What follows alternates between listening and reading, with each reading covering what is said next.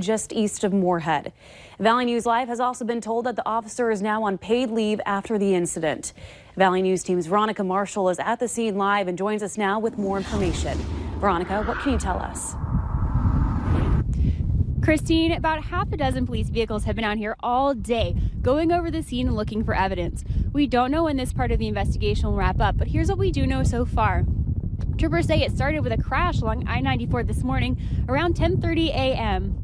The vehicle lost control and hit a barrier. State Patrol says 2 people, a man and a woman, were inside the vehicle, and at some point we're told the responding trooper shot their gun, hitting the woman. After that, she ran off into a nearby field and was later taken to the hospital. The male passenger is in custody. Troopers say a firearm was recovered at the scene. The trooper in the incident was not hurt, but they are on paid leave, which is standard for this type of investigation. The Minnesota Bureau of Criminal Apprehension is now leading this investigation and says they don't expect more information to come out tonight. Reporting live near Moorhead, Veronica Marshall, Valley News Live. All right, thank you, Veronica. We will continue to update this story as new information becomes available. We also have new information for you now. A Fargo man has been charged with murder after a homicide investigation police responded to last Friday. That morning, police were notified by 29-year-old Daniel Heiberger of a fight that happened at 701 10th Street North in Fargo. Heiberger told police he had been in a fight that left this man dead. He's 32-year-old Jared George. Fargo Police Chief David Todd would not say what caused his death, but did say it was the result of a physical altercation. Heiberger is now facing the maximum punishment for a Class AA felony, which is life in prison without parole. The winter snowstorm made its way into the valley today, making driving conditions a little harder than normal. Take a look at this video a viewer sent us from Bismarck, and you can see a garbage truck is having a tough time staying on the road and is even sliding sideways. Yikes, talk about drifting. Taking a look outside our studio right now, the snow continues to fall, so we're all wondering how our evening commute is looking.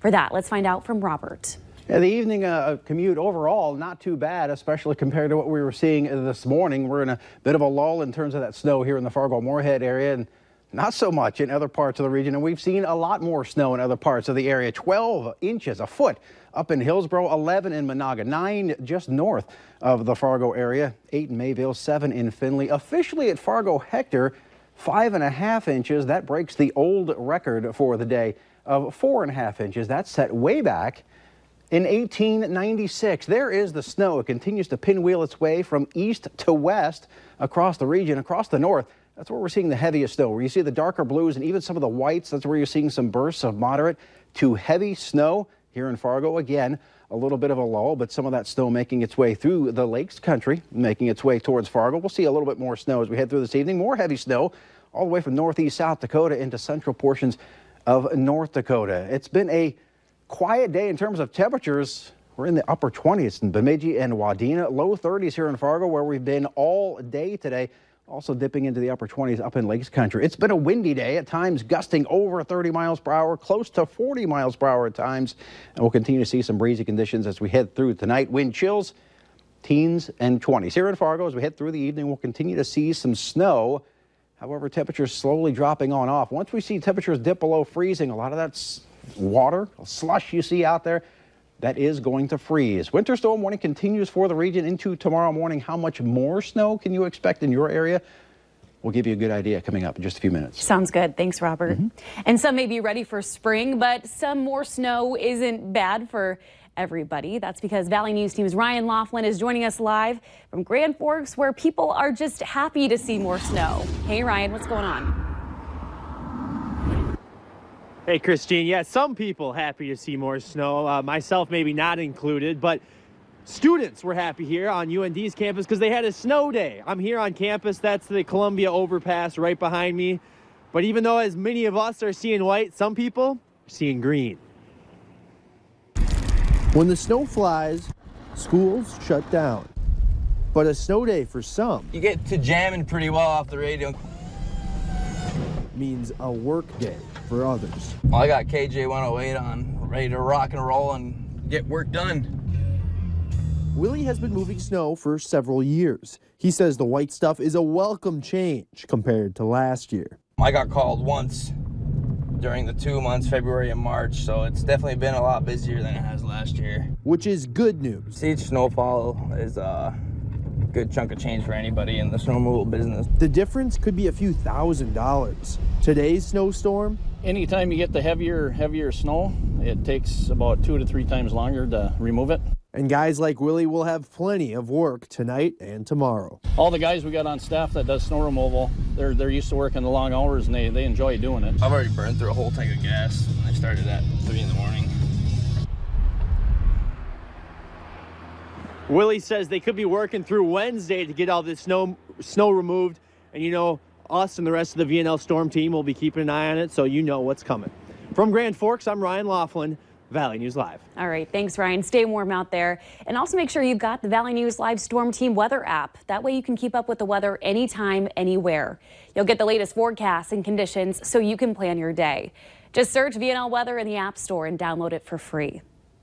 An investigation is underway in Beltrami County for what police believe may be a heroin overdose.